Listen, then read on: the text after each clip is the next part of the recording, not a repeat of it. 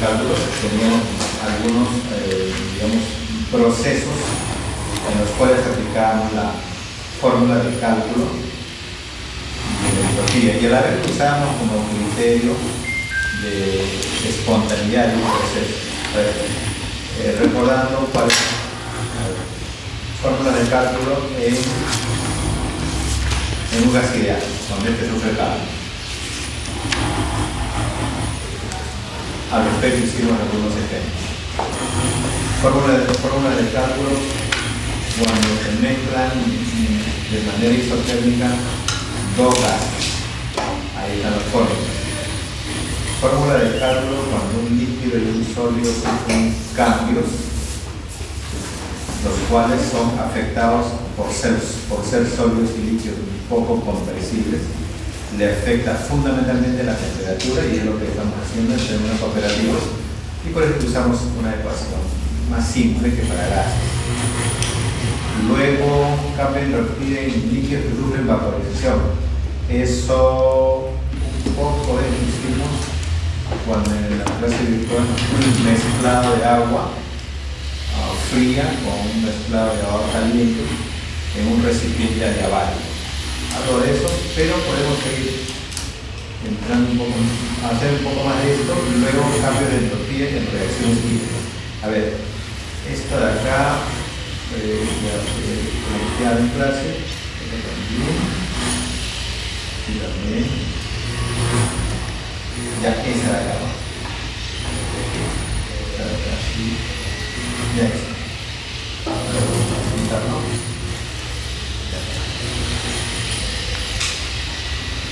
Bien, vamos a ver el resultado.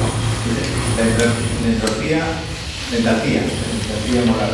Ese término de entropía molar de evaporación, bueno, a veces le dicen de vaporización, evaporación o concentración. A veces le dicen calor latente. Entonces los términos de entropía asociados al cambio de estado se les conoce a veces como calores latentes, calor latente de vaporización, calor latente de sublimación, y así términos. Y ahí está el dato, 40,79 cm. Significado de ese número, dice que Joule por mol. Significado, se necesitan 40,79 kJ para evaporar un mol de agua. Kilojoule mol, para evaporar un mol de agua.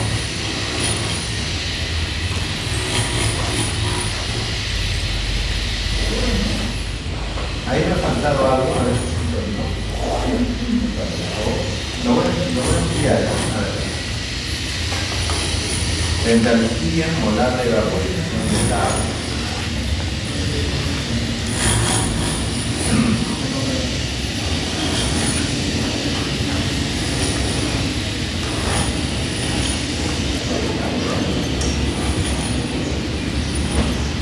Eso me faltaba todavía. A 100 grados Celsius. Lo estoy anotando como algo importante todo esto.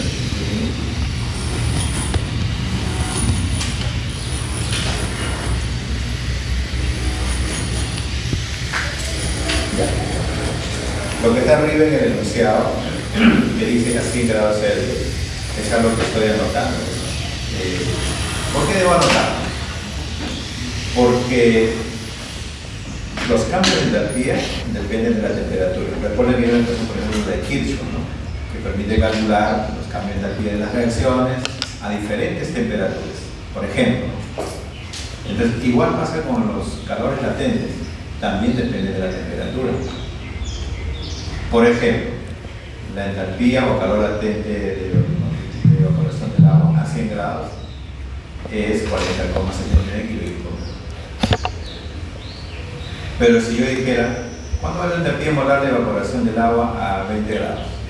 Pues no es 40,79. Es verdad que es un número cercano, pero no es 40,79, es otro valor. Cercano. Con eso quiero dejar claro que hay una dependencia de la temperatura. Ahora, ¿es posible hablar de evaporación del agua a 20 grados? Pues sí, ¿no? Actualmente en Lima está más o menos a esa temperatura. la ropa puede secar con facilidad, ¿no? Bueno, no con facilidad, pero seca. Significa que hay evaporación del agua líquida hacia la fase gaseosa. O sea, hay una entalpía de evaporación a 20 grados, que no es 40-39, que es un valor cercano, pero que lo estoy remarcando. O sea, estoy remarcando la importancia de la temperatura. Ya, había una cosa acá que dice: calcula el cambio de entropía en la evaporación de 10 moles de agua en su punto de ebullición normal. Esa palabra normal se utiliza en físico-química para expresar una atmósfera. O sea, ahí entonces, evaporación de 10 moles de agua a su temperatura de ebullición normal. O sea, en su temperatura de ebullición a una atmósfera. Es lo que es el término normal. Ya. Bien. Por otro lado, he querido poner el ejemplo del agua porque el agua es una de las sustancias más estudiadas en el mundo y de hecho los alumnos también conocen cosas, desde el colegio conocen cosas respecto al agua. Por ejemplo, la temperatura de ebullición del agua, la conocen, es 100, claro. Y bueno, y a otro nivel, o de repente en el colegio aprendieron que depende de la presión. O sea, a nivel del mar, donde la presión es una atmósfera, la temperatura de ebullición es 100 grados Celsius. A otra presión, la temperatura de ebullición sería diferente, ¿no? Por ejemplo, en la sierra, ¿no? Donde la presión atmosférica es menor que una atmósfera, la temperatura de ebullición es menor que 100 grados Celsius. ¿Ya? Bueno, entonces quedamos en que esta es una pregunta planteada a una atmósfera y a 100 grados para el agua. ¿Cómo se resuelve? Calcule delta S alrededor. Calcule también delta S alrededor. O sea, vamos a calcular tres cosas. Delta S del sistema, o sea, del agua que evapora. Delta S de alrededores. Y lo sumamos y sería delta S del universo. La suma. ¿Ya? Vamos a ver. Fórmula para calcular cambios en entropías durante el cambio de fase. Voy a retornar un poco, está por acá. Ahí está. Cambio de entropía de líquidos que sufren vaporización. La fórmula general de cambio de entropía es la primera, la que está arriba. Dado que el cambio de fase produce temperatura constante, se puede integrar sacando la T de temperatura fuera de la integral. Así que simplemente queda la integración que hace. En sí, entonces, ¿cómo se hace el cálculo del cambio de entropía durante un cambio de fase? Calor latente entre la temperatura a la cual sucede el fenómeno de fase.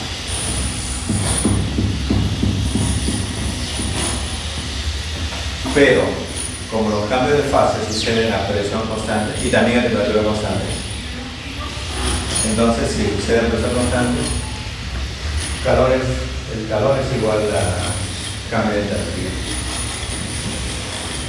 Y la fórmula que hace. Esta fórmula para vaporización la extiendes a sublimación, fusión, todos los cambios que pudieran haber. ¿Qué quedaría así? Entonces, esta es la fórmula a usar.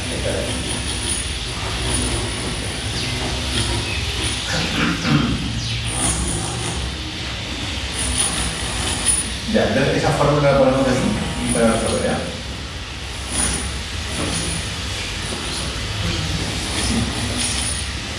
Entonces la fórmula está aquí.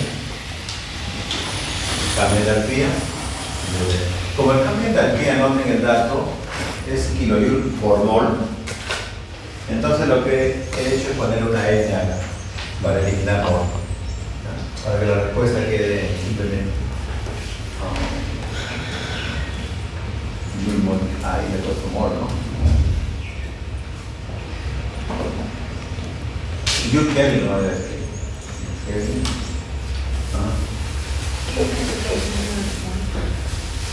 Sí, Joule Kelvin. Sí. Como ya le puse los 10 moles, con Monsen Ancena, que acá debería ser solamente Joule, que son las unidades de entropía. Las unidades de entropía son energía sobre Kelvin, energía sobre Kelvin. Y ahí hay un error, es Joule Kelvin. Y listo, y ese es el cambio de entropía del sistema. Es que lo que pasa es que nosotros estudiamos sistemas pequeños, grandes, complejos, etc. Simples, pero son sistemas. Estudiamos un gas, ese es el sistema. Estudiamos el agua, ese es el sistema. Entonces, estamos estudiando la evaporación del agua, ese es el sistema, el agua que evapora, ¿no? El agua, ¿no? Entonces, ese cambio de entropía es la del sistema y tiene este valor. Ahí está, bueno, está redondeado. Okay, eso por un lado. Ahora, por otro lado,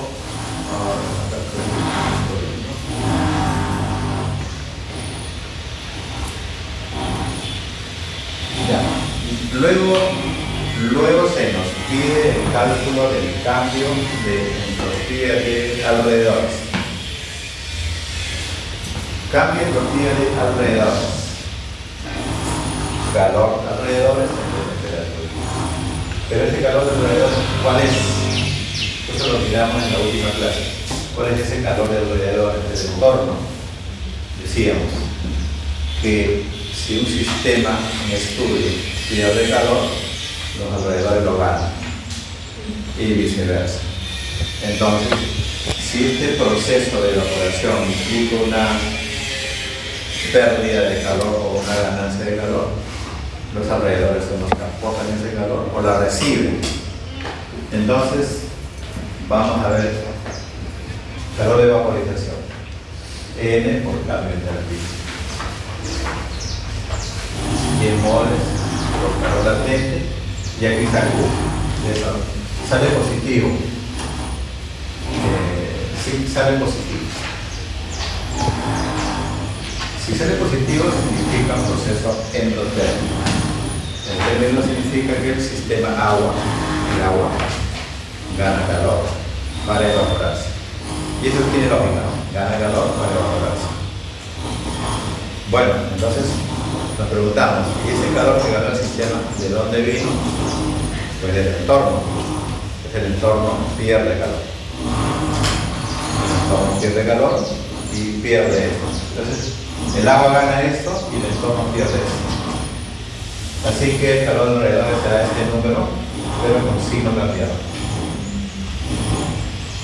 Lo divides entre la temperatura a la cual sucede el fenómeno y ese es el cambio.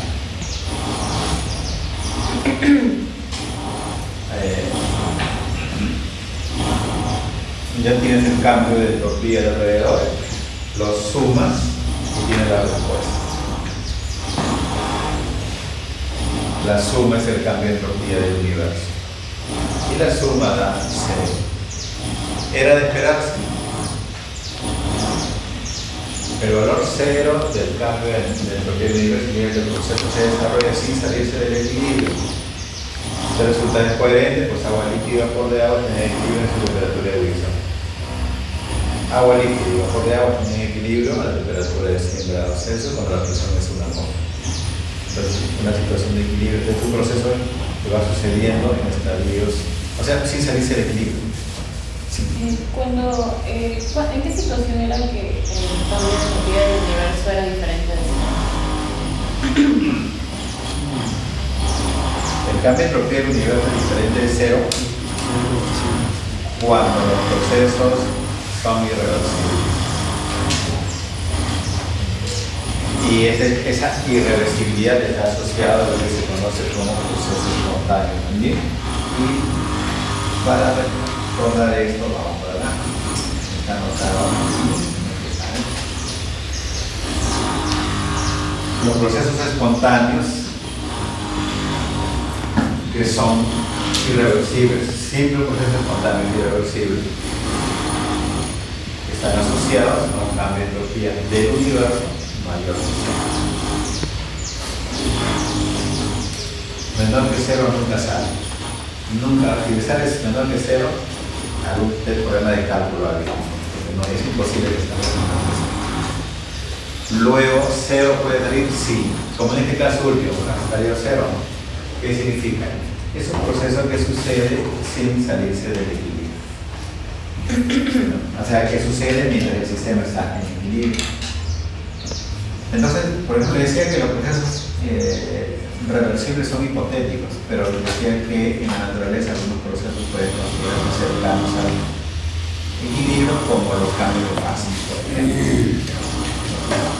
No hay ningún problema en considerar eso aquí. Bien, ha salido lo que esperábamos. En el cálculo ha salido 0, que es un valor que esperábamos. Ya. Bien, ahora vamos a ver un caso como este, el agua sobrefriada. Este no es un caso, digamos, inventado. El agua sobrefriada existe. O sea, es posible tener agua líquida a una temperatura menor que 0 grados. Por ejemplo, agua líquida a menos 5 grados. Sí es posible que exista. Claro que es una situación un poco inestable, pero sí es posible que exista. Así como es posible que haya agua líquida a temperatura mayor que 100 grados cuando la presión es una atmósfera. Uno esperaría que el agua a 105 grados Celsius ya ha sobrepasado su punto de ebullición y debería ser o estar al estado gaseoso. Pero en situaciones de inestabilidad es posible lograr eso. Claro que es una situación inestable, pero es posible lograrlo. Por ejemplo, cuando uno pone un poco de agua en un recipiente, lo pone en microondas, lo pone 10 minutos, el agua puede salir del microondas a 105 o 106 grados y ser líquido todavía y no haber pasado la fase gaseosa. Pero si uno le echa un poco de café, por ejemplo, o lo perturba de alguna manera y me da un poco de azúcar, inmediatamente toda esa masa de agua líquida muy caliente se transforma en, como que entre comillas recuerda que a 105 grados no debe ser líquido, tiene que ser vapor, tiene que ser estar en estado gaseoso y pasa rápidamente al estado gaseoso y puede provocar salpicaduras, un burbujeo intenso y se nota. Entonces, si uno hace la prueba, hay que tenerlo con cuidado, ¿no? No pone mucho tiempo en el microondas, el agua, está bien, ¿no? Lo saca, pero con bastante cuidado, que si es que ya sobrepasó tu temperatura de ebullición, puede salpicar, ¿no? Por la emisión de alguna sustancia. Entonces, les menciono esto porque acá hay un ejemplo de agua sobrefriada, en el ejemplo 8. No, hay un archivo en Word que también está en Moodle, es agua sobrecalentada. Entonces fíjense en los términos. Agua sobrefriada, ¿qué es? Es un agua que ha enfriado a menos de su temperatura de congelación normal. ¿Y qué sería un agua sobrecalentada? Es un agua que es agua que sigue siendo líquida a pesar de que está por encima de su temperatura de ebullición. Son dos términos que son inestables, pero que se pueden dar. En situaciones particulares puede suceder eso.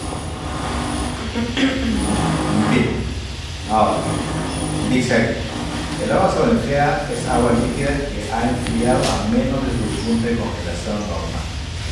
O sea, es un agua que está pues abajo es líquida, pero está debajo de 0 grados Celsius. Este estado es termodinámicamente inestable y el agua tiende a congelarse y formar hielo de forma espontánea.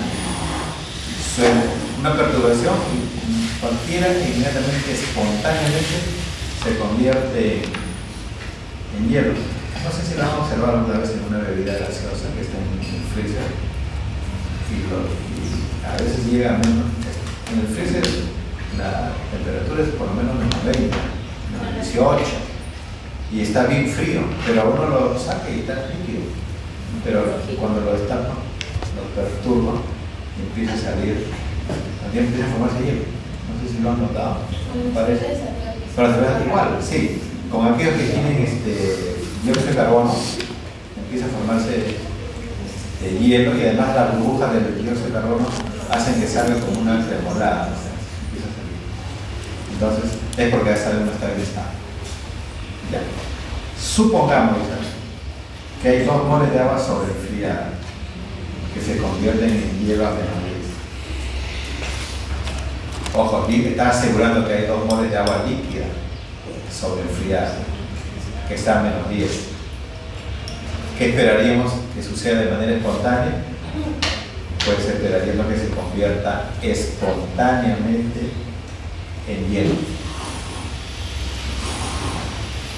Calcule cambio de entropía del sistema, de alrededores y del universo.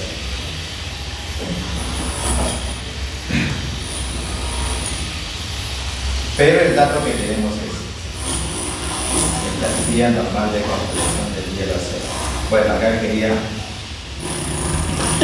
decir lo siguiente. ¿Cuál era la fórmula, no? Delta ds. ¿Qué fenómeno es? Es un fenómeno. Se convierte en hielo. O sea, es una congelación, podemos llamar una solidificación o congelamiento, como quieran decir. Entonces,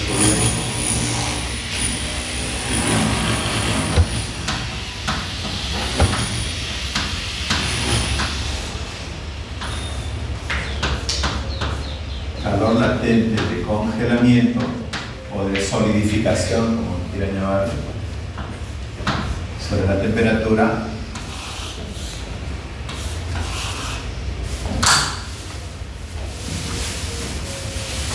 quiero decir lo siguiente. Acá dice que el fenómeno sucede a menos 10 grados, o sea, 263 Kelvin. 263 Kelvin. El dato que necesitamos para resolver esto es entalpía de congelamiento a 263 Kelvin. Esos datos no suelen estar en tablas así tan directamente. ¿Cuál es el dato que suele estar en tabla? El que está aquí. Entalpía normal de congelación del hielo. No suele estar en tabla entropía de congelamiento a menos 10, entropía de congelamiento a menos 8, no suele estar, el que suele estar es el que está puesto. Entonces no puedes dividir entropía de congelamiento a 0, que sea menos 10, o sea 263 Kelvin, 263 Kelvin. Si tuvieses el dato de que la entalpía de congelamiento del hielo a menos 10 grados es un cierto valor, inmediatamente divides la respuesta. Entonces no puedes hacer lo que hicimos aquí. Ahí sí directo, ¿no? Ahí divides entalpía sobre temperatura. ¿Por qué? Porque esa entalpía es justamente la entalpía a esta temperatura. Entonces no se puede. Por eso es que se está resuelto de otra manera. Una ruta alternativa. Me voy a pedir un poco de atención a esto porque estas rutas alternativas se dan mucho en termodinámica. Y he visto que en el examen nos piden una ruta para lograr el cambio de entalpía. La verdad es que las 3 o 4 personas que han hecho digamos, las rutas correctas para resolver. Entonces, estas rutas hay que comprenderlas. Y su comprensión está basada conceptualmente en que la entropía es una función de estado. Es función de estado. Significa que tú puedes crear la ruta que desees y la respuesta debe ser la misma. ¿De qué se trata? De que tienes agua líquida a menos 10 y esa agua líquida a menos 10 va a ser convertida en hielo a esa temperatura. Eso Esto dice el enunciado. Vamos a ver qué dice el enunciado. A ver. Dice. Supongamos que hay 2 moles de agua sobre el hielo que se convierten en hielo a menos 10 grados. Ojo, a menos 10 grados hay una conversión de líquido en hielo. Pues dice a menos 10. La presión es un dato. Entonces, por esto que explicamos acá, de que este cambio de energía debe corresponderse con esta temperatura, si no, no puedes hacer la división directamente. En este caso, no se puede. Así que agua líquida a menos 10 se convierte en agua sólida a menos 10 cuando va el cambio de entropía. Entonces, busca rutas alternativas. ¿En qué se basa la búsqueda de una ruta alternativa? Pues tienes que manejar la información disponible, tienes que basarte en eso, esa tiene que ser tu ayuda, si no, no puedes hacerlo. ¿Qué ayuda tendrías acá? ¿Qué dato? Tengo este dato a esta temperatura. Entonces, ¿qué digo? Si divido este de este, ¿en qué digo? Tendré cambio de entropía. Sí, puedo tener cambio de entropía, pero a 0 grados. Entonces mira que ahí mi aliado va a ser esa temperatura 0. Llevo todo a 0. Vamos a llevar todo a 0 grados. Entonces, ¿cuál es la ruta?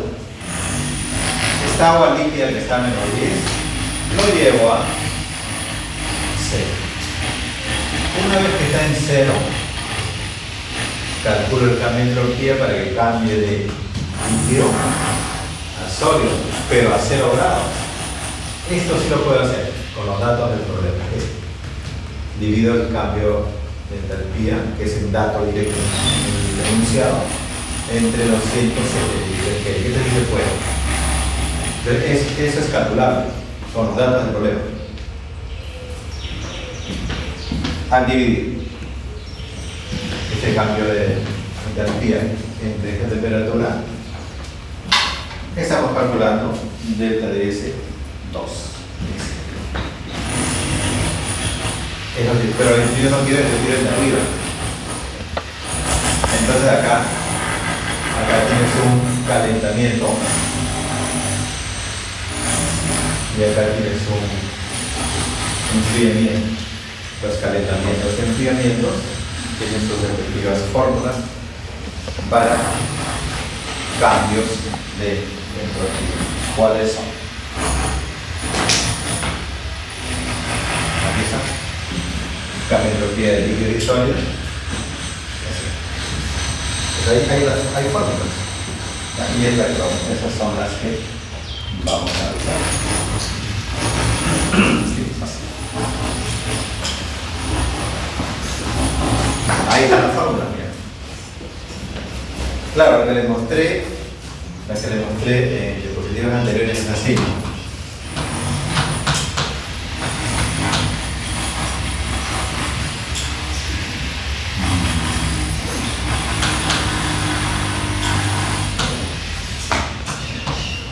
Así es, creo, sí. Pero si eso lo integras, quedaría NSP, logaritmo de temperatura final en inicial, creo que lo puse, ahí está, NSP, logaritmo. Entonces están las fórmulas y usarlas. Bien, entonces delta de S1, acá está, que dice M, 2 moles, CP, dato, es un dato, a ver, como dato CP. CP del hielo, sí.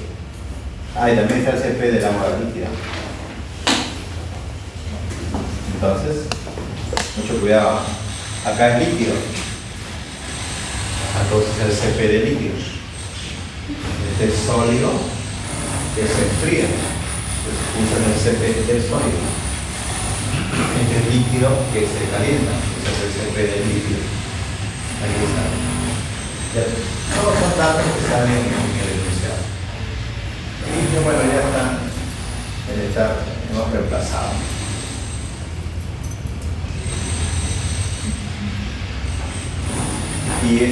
cambio de entropía del sistema, o sea, del proceso de congelamiento. Ese sería el cambio de entropía.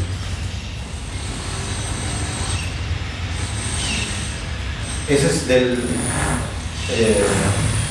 proceso, del sistema. Pero ¿y los alrededores? Pues para los alrededores, para medir o calcular el cambio de entropía de alrededores, usamos esto. Cambio de entropía de alrededores, calor en los alrededores y la temperatura. Pero ese calor de los alrededores o del entorno tiene que estar asociado al calor del sistema gana o pierde. Si el sistema gana es porque el entorno lo perdió y viceversa. Entonces, calor de alrededor, a ver, ¿qué hacemos? Hallemos el calor del sistema. Pero ¿cuál es el calor del sistema? ¿Cuál es el calor que queremos hallar? El calor para pasar de aquí para allá. Ese calor queremos. Pero directamente no se puede, pero podríamos hacerlo por partes. Calor aquí, calor aquí, calor aquí, y lo sumamos.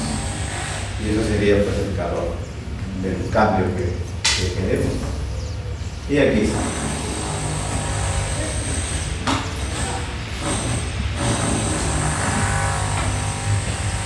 Calores NCP delta.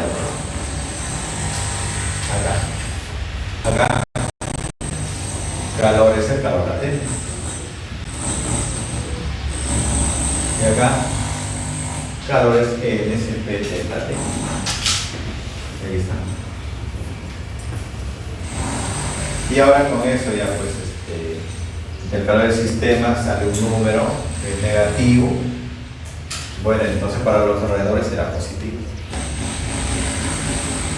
Este calor del sistema que sale menos 11.000, para los alrededores será más 11.000. Lo divides de la temperatura en la cual sucede el fenómeno y ya tienes todos los datos para calcular. Resultado final e interpretación. Súmalo a 2, 1,61. Era de esperarse que salga 1,71. Todos los procesos irreversibles o espontáneos provocan un aumento de la entropía del universo. Siempre lo hacen. Nunca sucederá que haciendo un cálculo, el cambio del universo salga menor que eso. O sea, si por la segunda ley de la termodinámica, la entropía del universo siempre aumenta. O algo más, el cambio de entropía del universo será cero. O sea, simplemente no aumenta cuando sucede algo dentro del universo. Pero ese algo tiene que ser un proceso que no se salga del equilibrio. Un proceso reversible, un proceso en estadios permanentes en equilibrio. Bueno, ese es un ejemplo que quería poner. Presten bastante atención a que esas rutas alternativas se utilizan mucho en termodinámica. Pero primero hay que comprenderlo, el fenómeno, ¿no? Para poder plantear.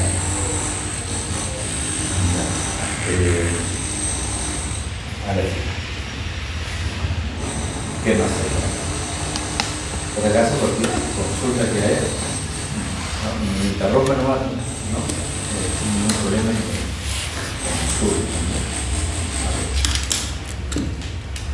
Este de acá, este de gases,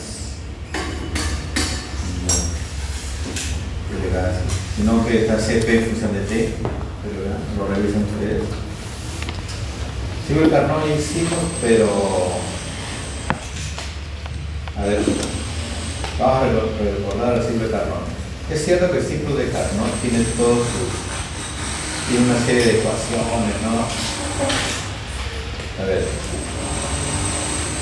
ciclo de Carnot. Tiene 4 etapas.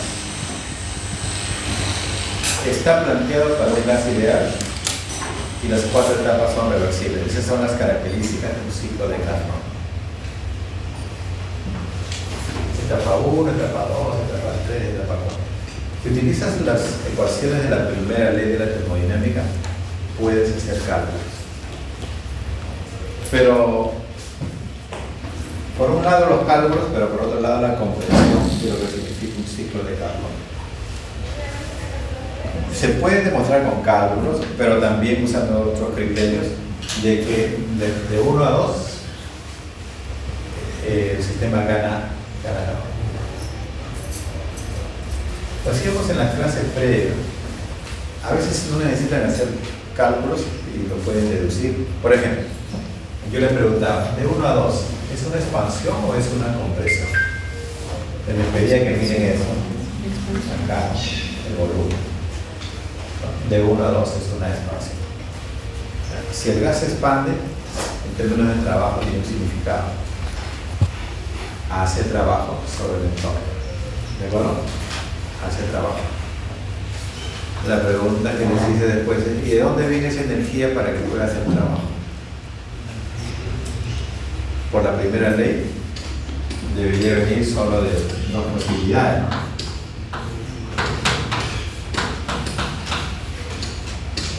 No, primera ley, ¿no? ¿De dónde puede venir ese trabajo que el sistema hace? Pues podría venir de su energía interna que la pierde. Pierde energía interna, pero con eso hace trabajo. Podría ser, pero no es. ¿Por qué no es?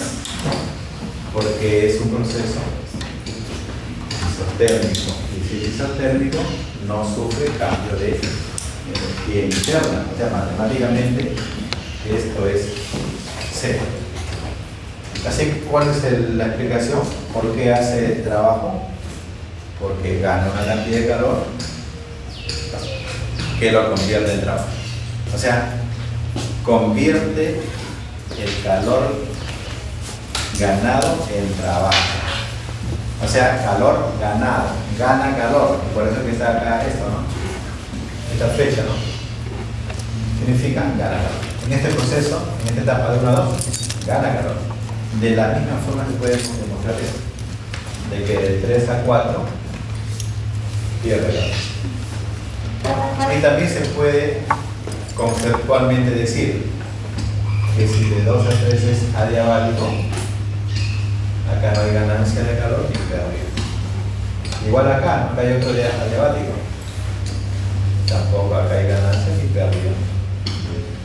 Entonces, mirando esto más allá de los números, podría decir, este es un sistema que es capaz de ganar calor a alta temperatura, convertir el calor en trabajo neto y expulsar el calor que le sobra a temperatura baja. Lo expulsa. O sea, si el sistema gana 100 joules y convierte en trabajo 60 joules, le sobra 40. Los 40 lo expulsan para los pierde. Además, eso dice algo más, ¿no? De que es imposible convertir todo el calor en trabajo. No se puede. Este es un teorema más, ¿no? De la principio de la termodinámica. Ahora bien, este es un sistema que hace o que produce trabajo, o sea, es una máquina térmica. El ciclo de calor es una máquina térmica. Convierte calor en trabajo. Captura calor a alta temperatura, hace trabajo neto y expulsa calor a baja temperatura. Ahora, ¿a qué viene esto? A que, a ver, voy a, no sé si puedo copiar.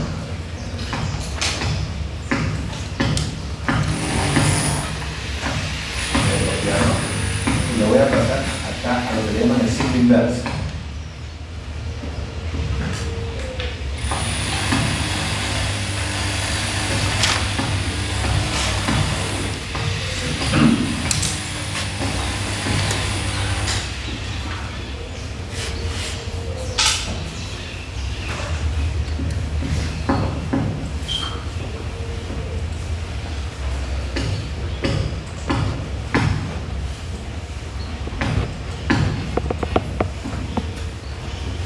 el ciclo, este es lo que he copiado, este es lo que llaman el ciclo directo, el anterior, máquina térmica. El anterior no era así, ¿no? El anterior era así, iba de uno a, era la flecha hacia allá, esta flecha era hacia allá. Así era, tenía un sentido de las agujas de reloj. Este es el inverso, es sentido antihorario, este es antihorario. Así que su interpretación es ligeramente diferente, no sería así, es diferente. ¿Cómo sería esta interpretación? Gana calor en un foco frío, o sea, a baja temperatura. ¿No? Gana calor de algún dispositivo de baja temperatura. Y luego, mediante trabajo, o sea, requiere trabajo, con ayuda de una cantidad de trabajo que ingresa al sistema, es capaz de expulsar calor aún en una zona de alta temperatura. Fíjese cómo esto ya cambia todo, ya no sería su gráfica así, ¿no? Su gráfica sería así. Como este, ¿no? Vamos a ponerlo por acá.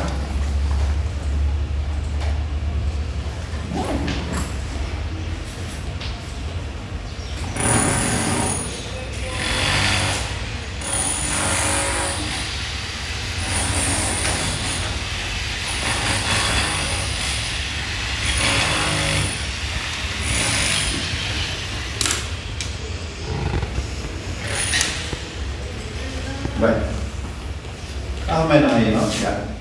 ¿Cuál es la idea, no? De que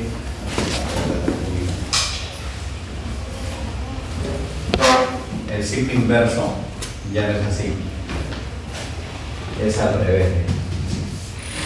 Es este. ¿Qué significa? A baja temperatura gana calor del entorno y con ayuda del trabajo es capaz de expulsar calor en una zona de alta temperatura. Observen que esto de acá como que podría parecer un poco extraño porque se sabe que el flujo natural de calor es de una zona de alta temperatura hacia una zona de menor temperatura, ¿no? Es lo que sabemos, ¿no? ¿Cómo se transporta el calor? ¿De dónde a dónde? De una zona muy caliente a una zona muy fría. Al revés, no. Entonces uno diría, ¿es posible transportar calor desde una zona fría a una zona caliente? Entonces la respuesta es sí, se puede. ¿Pero cómo? Con ayuda de trabajo. Bueno, a ver. Por eso es que ¿cuál es la aplicación?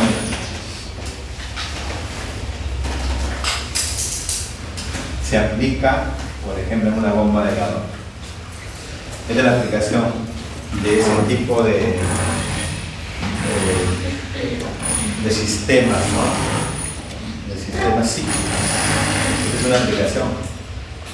Es capaz, por ejemplo, de tomar calor de un ambiente y con ayuda de trabajo lo expulsa a alta temperatura.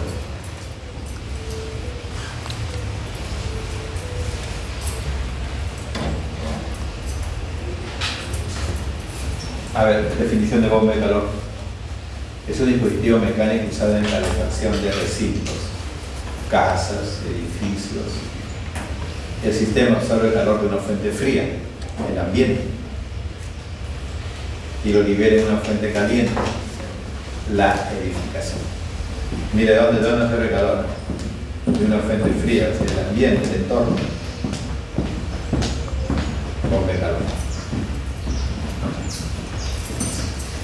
En el invierno, bueno, en el invierno todo el ambiente está muy frío, pero hay sistemas que toman calor de ahí, con ayuda de trabajo depositan calor en unas que sería en una edificación, ¿no? En un ambiente, en un edificio, en una casa. ¿Dónde más se observa esto? Las refrigeradoras.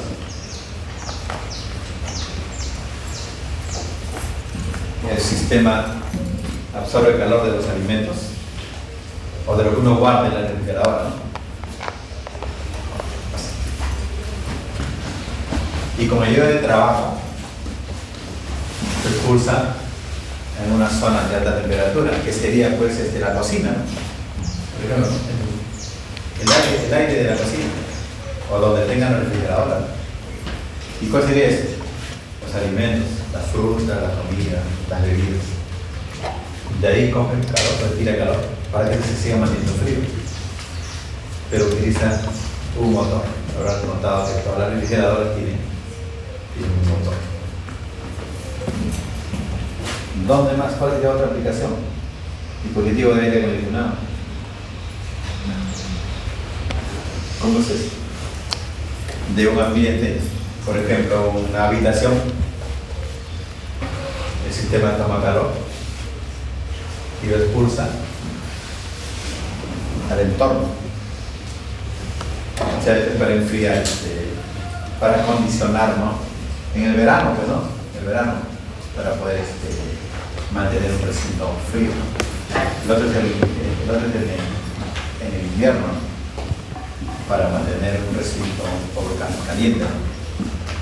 Entonces, aunque Carnot es un ciclo termodinámico hipotético y teórico, en la realidad se utilizan otros ciclos, tanto para bombas de calor y tanto para máquinas térmicas. Son otros ciclos que en un curso de termodinámica aplicada suelen estudiar. Los ciclos de Joule, de Diesel, de Otto y varios ciclos. Pero acá queríamos dar realmente los fundamentos, ¿no? De cómo funciona un ciclo termodinámico y para qué puede servir. El enunciado de Clausius de la segunda ley: es imposible para cualquier sistema operar de manera que el único efecto sea la transferencia de calor de un cuerpo más frío a otro cálido. Aunque, ¿qué está diciendo? De que es imposible que esto suceda, de que el calor vaya desde una zona fría a una zona caliente. Flujo de calor, es imposible, a menos que haya una fuente externa que aporte energía. Eso es lo que quiere decir eso. En la parte de abajo de la ecuación, ¿no? La teoría significa que el calor no puede fluir espontáneamente de un objeto frío a otro cálido. El calor fluirá solo si se hace el trabajo sobre el sistema. Y luego viene la tercera ley de la termodinámica. La tercera ley de la termodinámica dice, aquí está enunciado,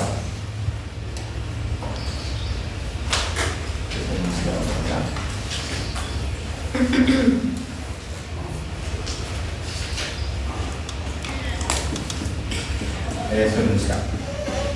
Dice, la entropía absoluta se aproxima a cero conforme la temperatura absoluta se aproxima a cero. Lo que está queriendo decir es que cualquier sustancia, cuando su temperatura se aproxima a cero, deja de tener movimiento, deja de haber rotación, traslación, vibración, eso ya no existe ya en la medida, o sea, cada vez se hacen menos perceptibles a medida que se va enfriando más y más. Y no solo eso, ¿no? Sino que se agrupan sus moléculas, sus átomos y sus iones de manera casi perfecta en lo que le llaman un sólido cristalino perfecto.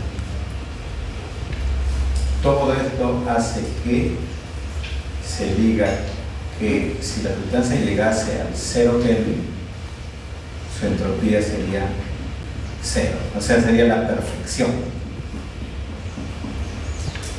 Bien. Pero acá dice, conforme la temperatura se aproxima a 0. Lo que está queriendo decir es que desde el punto de vista, en la realidad no ha sido posible alcanzar el cero Kelvin. En la realidad.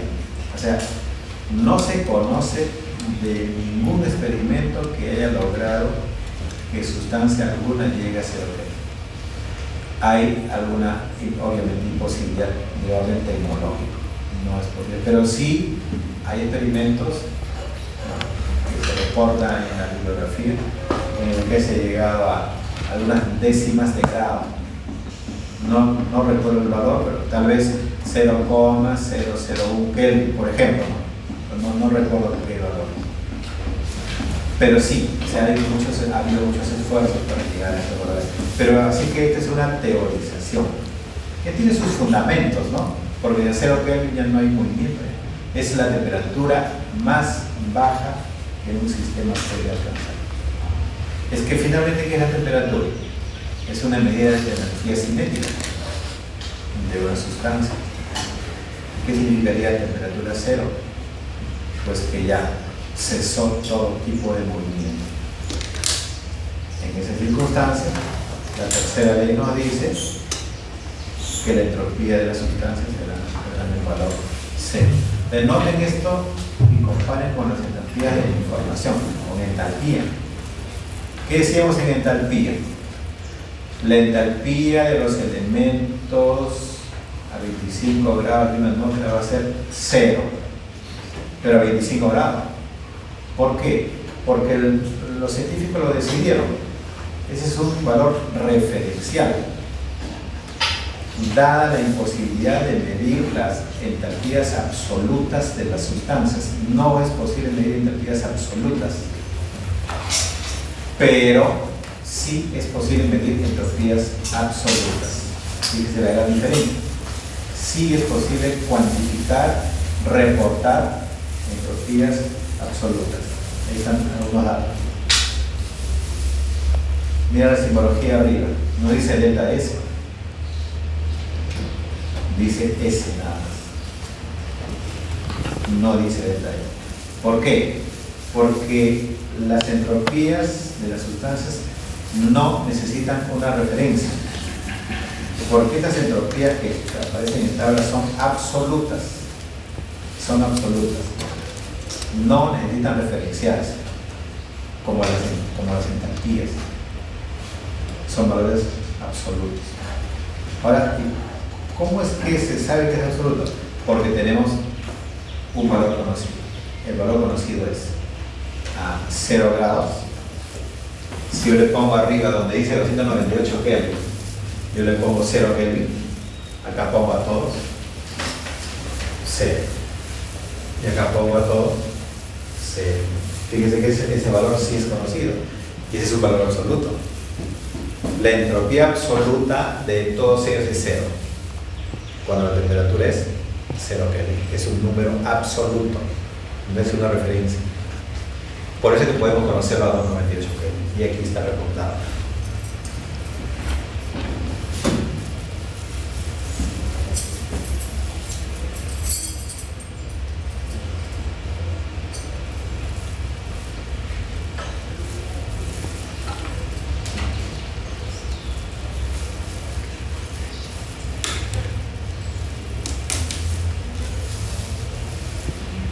Ligado a eso, a la tercera ley de la termodinámica, acá hay una ejercicio.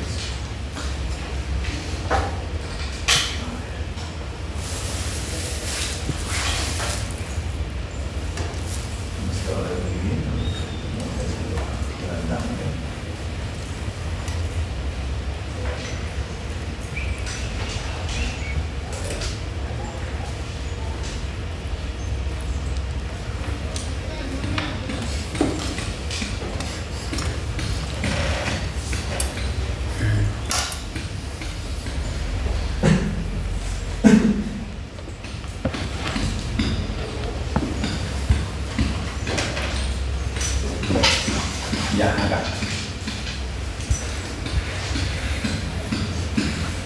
A ver, nota lo que dice ya. Acá vamos a aplicar la tercera ley de la termodinámica.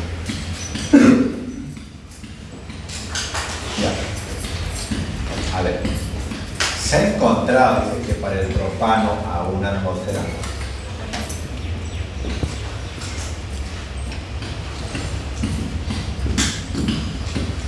su cambio de entalpía de fusión es 342,2 por 10 por mol. Hace un rato le decía que todos los cambios de entalpía,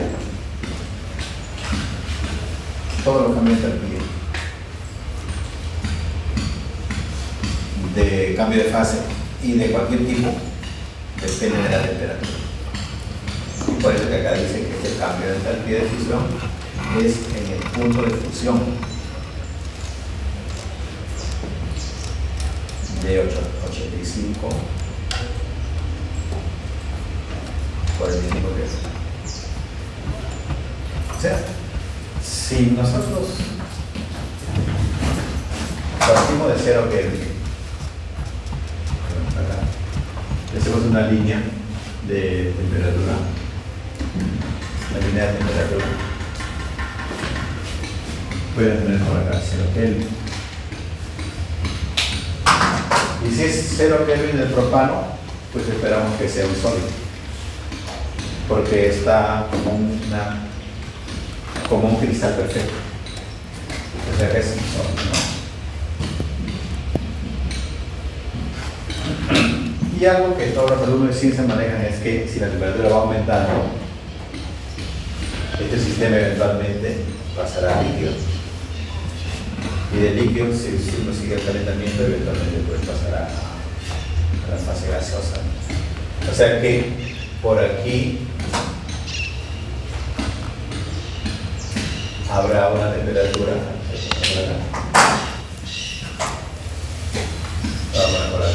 que es, según el enunciado, en el punto de fusión a 85-45. 85-45.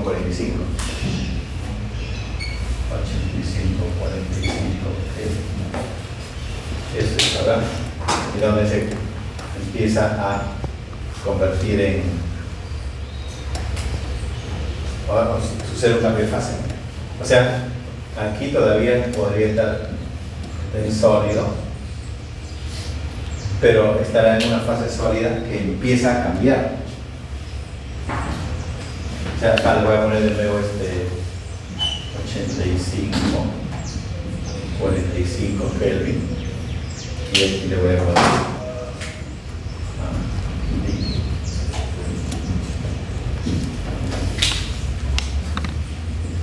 lo que intento describir es lo que le sucede a la sustancia en la medida que la temperatura va cambiando. Está como sólido 0, llega a 85, sigue como sólido, pero ya empieza a cambiar. Entonces, mientras va cambiando, la temperatura se mantiene constante y cambia.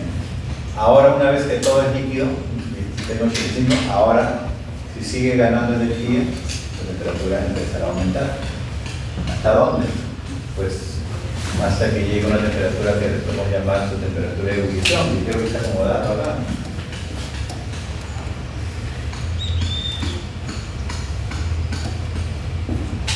No sé si medida, no, ¿verdad? Allá. Punto de ebullición acá está.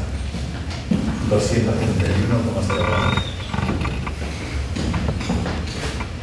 Entonces,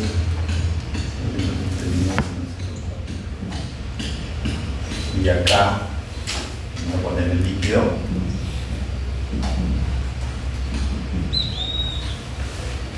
Pero a temperatura constante va a ir cambiando y acá vamos a ponerle gaseoso, ¿no? Obviamente, si sigue ganando energía, pues por acá seguirá siendo gaseoso ya, ¿no? Por acá, ¿no? Así. Pues esa sería la secuencia de lo que le sucede a una sustancia en la medida que su temperatura va aumentando. Entonces, ¿qué nos dice la tercera ley de la termodinámica? que la entropía absoluta en el 0 Kelvin es 0. Esa es la entropía. ¿Y qué nos trae este enunciado? ¿Qué nos dice? Nos dice lo siguiente, que voy a anotar, a ver.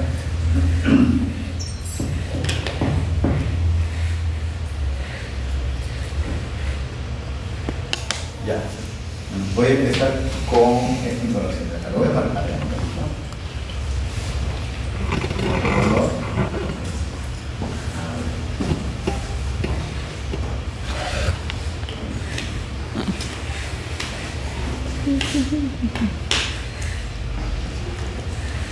Al calentar el sólido desde 0 Kelvin hasta 85, el cambio de entropía es...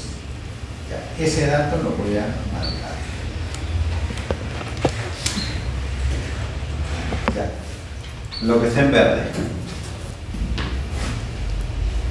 Al calentar el sólido desde 0 Kelvin hasta 85. A ver. De 0 a 85 el sólido. De aquí para allá. El cambio de entropía es 9,92 calorías por Kelvin. Entonces voy poniendo acá.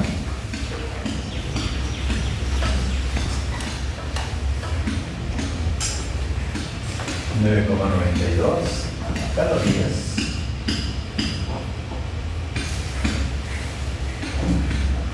montélicas. Ese es un primer dato. Ya, más datos, a ver. Acá, vamos a marcar con otro color.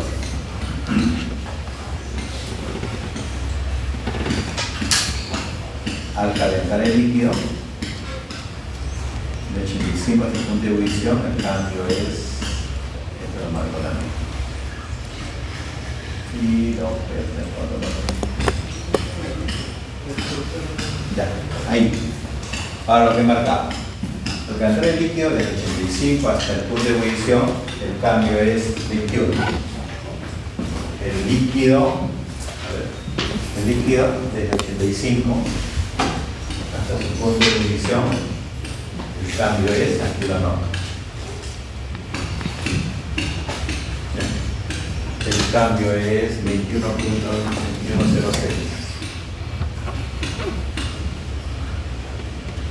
calorías. Ok, esos son dos datos que están en el enunciado. ¿Qué más hay? Hay zonas que todavía no tienen cambio de entropía, pero se puede hallar. Por ejemplo, nos falta aquí. Y también nos falta aquí. Aquí nos falta. Ese es durante los cambios de fase. Pero para los cambios de fase es calor latente entre temperatura. A ver, calor latente tenemos acá para fusión. Ya, en la primera línea, 84, no, 842,2. Este sería de fusión, ¿no?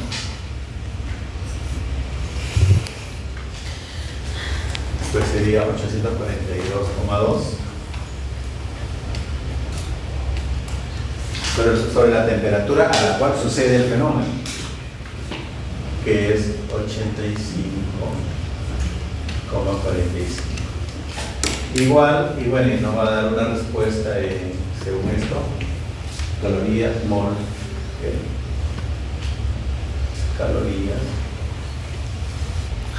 mol, ¿no? Y ahí va a haber un dato que se puede hallar, ¿no? Igual acá también. Esto sería para la proceso de evaporación. A ver qué dato hay para evaporación. Del dash de evaporación, 4.487. 4.487 entre la temperatura 1,0. Igual, ahí también ahora el dato. Ya, tenemos esos datos. Entonces A ver, con estos datos, pregunta, con estos datos, ¿hay la entropía molar estándar del propano en estado de gas a 271,04? En estado de gas. O sea, tenemos que ir más allá. Ah, aquí nomás. Aquí nos pide. Ah, no tenemos que ir más allá. Aquí nomás nos pide. En estado de gas a 271,04. Entonces, ¿qué es lo que hay que hacer? Sumar. Y es justamente lo que nos plantea acá, ¿no? Eso que puede ser la pizarra, en realidad está aquí, ¿no? Aquí está. Es decir, lo notan que no mismo. Sí, todo eso que está aquí ya sale el Z26. Pero este valor hallado, ¿qué es? Es la suma de varios delta de S. Entonces esa respuesta es un delta de S. Delta de S, para pasar desde 0 hasta 221,04, la suma de todos. Pero la pregunta no es de delta de S. Dice, calcule la entropía molar estándar, o sea, la entropía absoluta, no el delta S. Y ahí entra la tercera ley de la termodinámica. Por la tercera ley de la termodinámica, esto que se ha calculado que es un delta de S, en el fondo es entropía final menos entropía inicial. Pero por la tercera ley de la termodinámica, esta entropía a 0 Kelvin vale 0. Así que te queda como respuesta que la entropía absoluta estándar del propano es valor.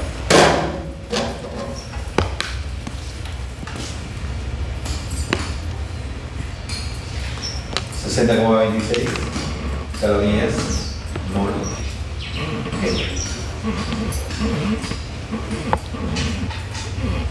De alguna manera eso también nos da una idea de cómo es que los termodinámicos han podido establecer las tablas de entropías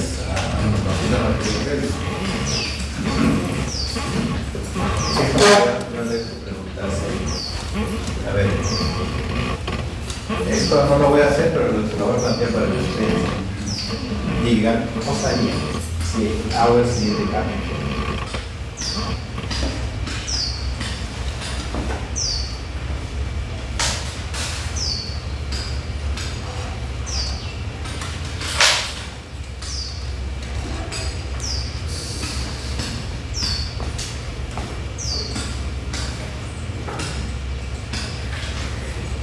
Ya respuesta así grande, ¿ver?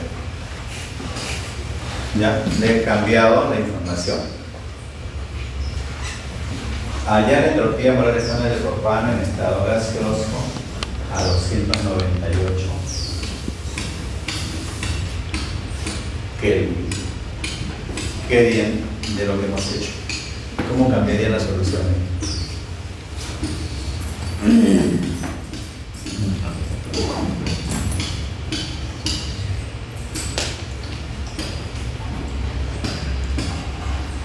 Cada uno puede decir, fácil, voy a la tabla. Y exacto, en la tabla. Todas las tablas están cada uno en el papel. Sí, pero si no, así con estos datos se puede. ¿Qué faltaría? ¿Qué pasaría? Seguimos avanzando. Claro, avanzamos acá. Así es, avanzamos hasta 298. Ah, no, pero aquí está. Acá está 231. Claro, ¿no? Sigue avanzando, ¿cierto? Claro, avanzamos un poco más. ¿Y qué es lo que tendríamos que hallar? pues acá un delta de S, ¿no? Por esta parte de acá, ¿no? Un delta S más. Lo calculamos, lo sumamos tal como hemos hecho y respondemos igual. Entonces, la solución sería hacer esto, pero acá faltaría sumar algo más lo que le corresponde a eso. Ahora tú dices, bueno, ¿y ahí qué hago? Bueno, busco pues alguna fórmula que permita calcular delta de S de un gas. A ver, ¿tenemos eso?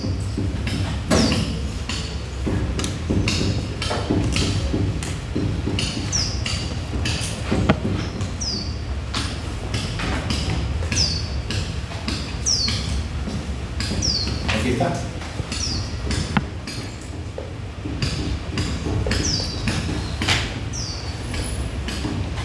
Esta.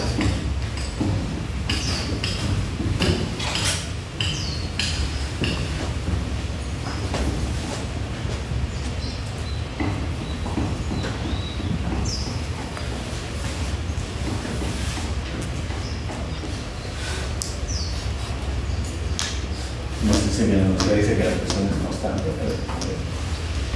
Que sí.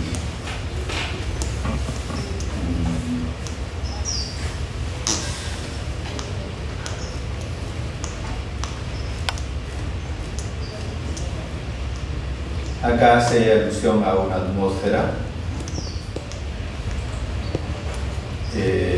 Luego, acá usa la palabra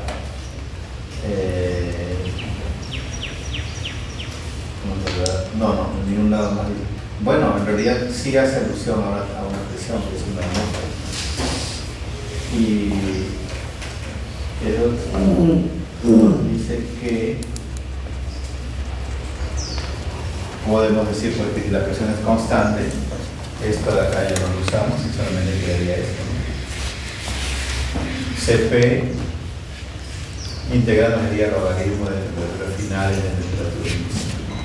Entonces este delta S es Cp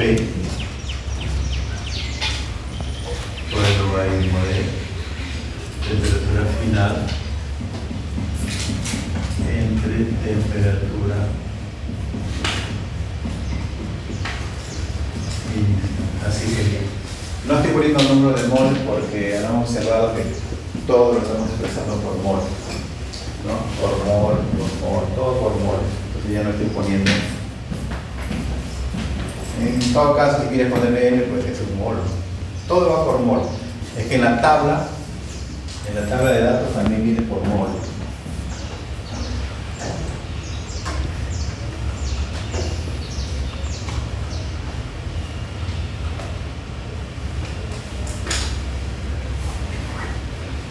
Eso también está por mol. Arriba dice joule, mol, K. Entonces es entropía por mol.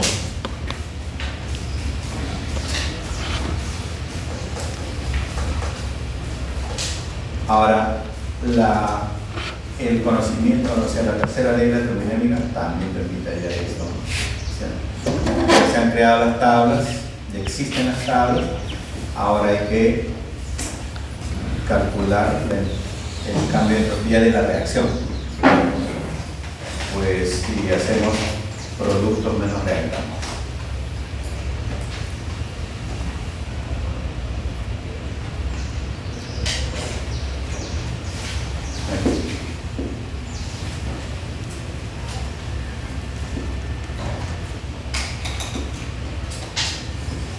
No se vayan a confundir en esto, jóvenes, ¿sí? A ver, punto número 1. Por la tercera ley de la termodinámica, si ahí arriba en lugar de 298 Kelvin dijera 0 Kelvin, todos ellos tendrían valor 0. Todos.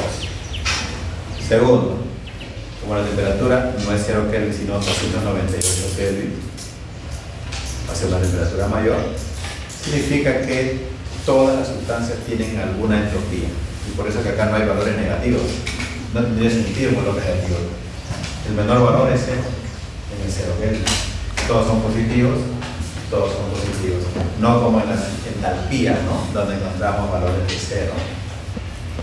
Otro detalle, jóvenes, es que suelen confundir a algunos alumnos, que cuando le ponen, por ejemplo, oxígeno gaseoso, se ponen entropía, no lo buscan en la tabla, le ponen 0, porque lo están confundiendo con las entalpías de formación. Para oxígeno gaseoso sí es 0, para el hierro sólido es 0, etcétera, ¿no? Los elementos. Pero para acá los elementos sí están. A ver, algunos elementos. O2 tiene un número que no es 0. H2 tiene un número que no es 0. Y así, ¿no? El yodo, mira, yodo sólido, etcétera. Entonces, no confundir, ¿no? Todas las sustancias tienen algún valor de entropía, sean elementos o sean compuestos. Y a esas tablas se utilizan para esto. Por ejemplo, calcule el cambio de entropía a 298 Vas en la tabla y dices 2 veces la entropía del agua líquida menos entropía de reactantes. Aquí está.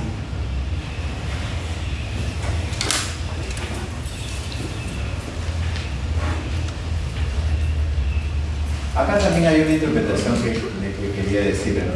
Si ustedes quieren, ven la respuesta así. O sea, este número sí, no tiene duda, es el cálculo numérico. Me refiero a las unidades. Si quieren, ponga solamente el Joule Kelvin, nada más. Porque esto está expresando 2 moles. Arriba, ¿no? En 2 de agua, 2 moles. Mol con mol se cancela. Quedaría Joule Kelvin. Si quieren, pongan Joule Kelvin. Si quieren poner mol, pónganlo también. Pero entendiendo que cuando se pone mol acá significa mol de reacción. También, así obviamente se va. En algunos textos señalan claramente esto, ¿no? Dicen, los coeficientes se interpretan como adimensionales. En ese sentido, tendría que poner mol acá. Pero, claramente estableciendo que esa palabra mol que pone significa mol de reacción.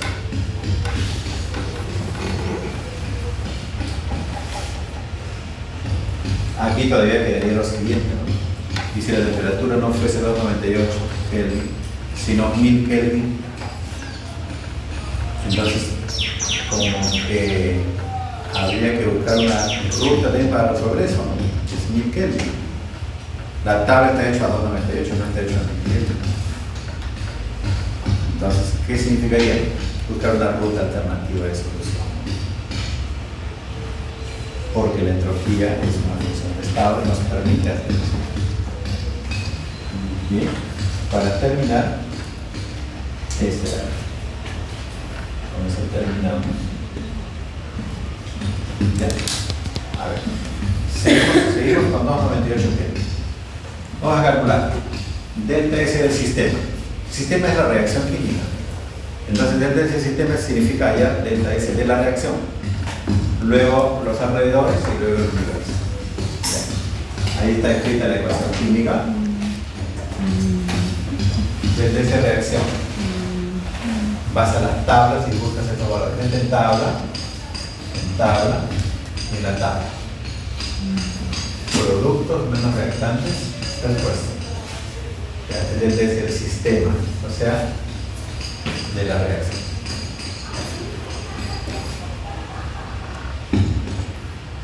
Bien, ahora, alrededores. ¿Qué pasa con alrededores?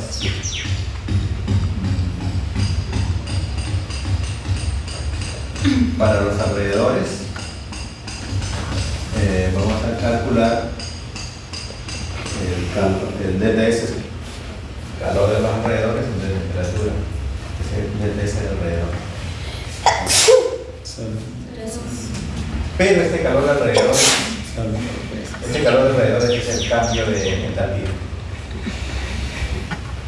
Entonces hacemos cambio de entalpía. ¿De dónde sacamos toda esta información? De la tabla de entalpías de formación. Mira, ahí sí para el hidrógeno sí es 0. Para el bromo líquido sí es 0. Esto sí tiene lógica. Estos también salen de tablas, ¿eh? También de tablas. Ahí no lo he puesto, no está.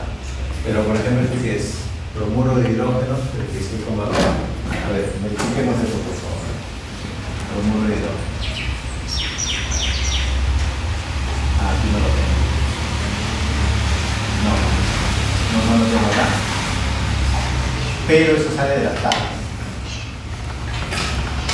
Ya. Entonces, cambio en entalpía de reacción, entalpía de formación de productos, menos entalpía de formación de reactantes, de las tablas. ¿Listo? Ahora,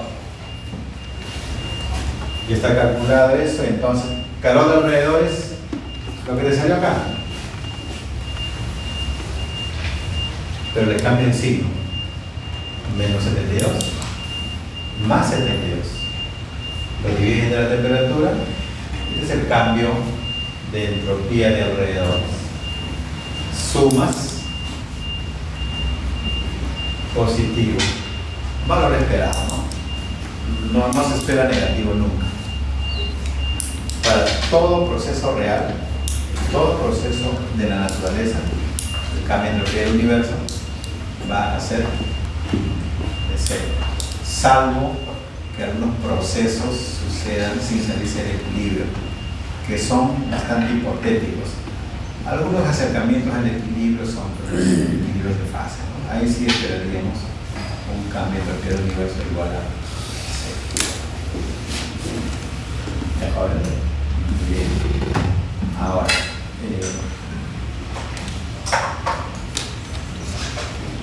según el sílabo, nuestro sílabo, la tercera prueba ya debió tomarse, pero no se ha hecho porque tenemos el problema del paro, ¿no? Y un poco como que los...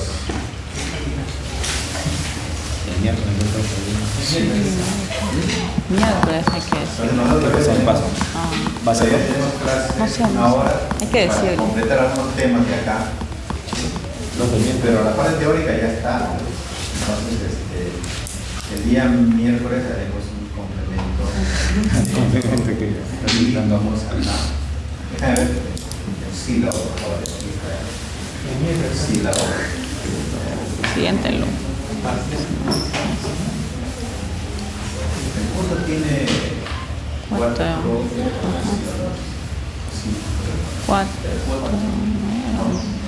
Son cuatro. Cinco. Cuatro que se empieza. Examen 1, examen 2, examen 3, examen 4. Examen 5. No. Ya, el 3 es en la semana 11 y esta semana es de la 11, ¿Estamos en la semana 11? creo. No. No, acá, vamos a ver por fecha, pero acá están las fechas. No, falta No había todavía. programación así. Así. Semana 11 del 19. Sí, esta es la semana 11. Miércoles, ¿no? Fui Claro, entonces, pero no hay problema, pues. Claro, como ha habido, todo se ha corrido una semana. 2 semanas. Sí. Pero 2 semanas para entrega de acta, pero para tener los cursos una semana, ¿no? ¿Sí? ¿O 2 semanas? 2. A ver, bueno, voy a revisar. Pero en todo caso, ya la siguiente semana, que sería la semana 12, tomaríamos la tercera prueba. Sí. Bueno, en realidad, en algún momento tenemos que tomar, porque vamos a seguir avanzando en los temas, ¿no? O sea, tenemos un programa para los temas que vamos avanzando. No hay problema si ustedes desean, bueno, no la siguiente, sino el siguiente lunes. Ajá. Yo seguiría avanzando en los temas que corresponden ya para la siguiente prueba, ¿no? ¿Les parece? Entonces podemos quedar, a ver, hoy es... 2. Díganme cuál es el lunes. 2. El siguiente es el 20. Subsiguiente. 2 de junio. 2 de junio, ¿no? Ajá. 2 de junio. 2 de junio, ¿qué cosa? El examen. ¿El tercero? Ajá. Sí, Está bien. Pero ¿Pero va a ampliar, profesor?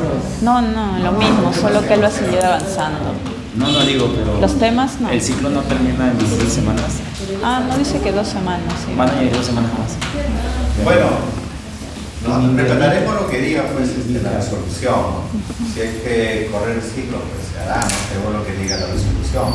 Pero en la resolución, no lo he leído con detalle, pero creo que no dice fin de clase, solamente dice entrega de actas, último día de clase dice, pero ahí está incluido todo. En esa fecha que pone creo que incluyen ya pues, los exámenes, las exposiciones, todo tiene que ver saneado todo ese día que señala la resolución. La voy a leer ya, pero en todo caso estamos corriendo 2 semanas por acá, ¿no?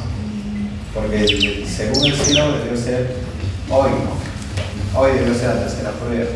Estamos corriendo 2 semanas.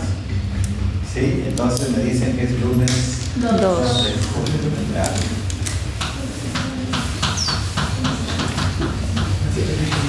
¿Ah? ¿Esa sí la haces? Ya. ¿Y jóvenes? Yo también voy a tomar nota de eso.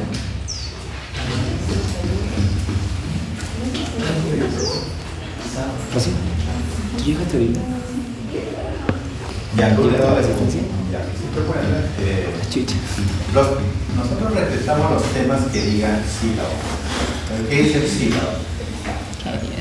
El sílabo dice Sí. examen 3, unidad 4. Eso dice. Solo unidad unidad 4. ¿Y qué dice unidad 4 entonces? La segunda y la tercera. Cuarto. Segunda y tercera. Lo que hemos Respetamos hecho. esto, o sea, sería hasta lo que hemos avanzado. Pero el día miércoles todavía voy a hacer unos ejercicios más de El lunes, tema ¿no? todavía. Ya. Y más bien ya la siguiente semana ya estaríamos. Mierda. Pero claro, es que me correspondería a otra prueba.